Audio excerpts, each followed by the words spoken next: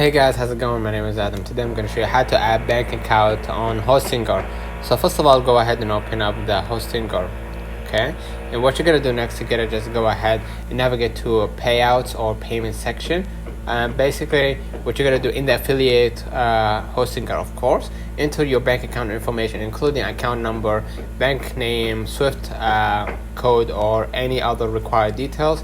Confirm and save your bank account details. Your bank account will be set up for receiving payments once you've completed these steps. So let's put out the comments if this video helped you.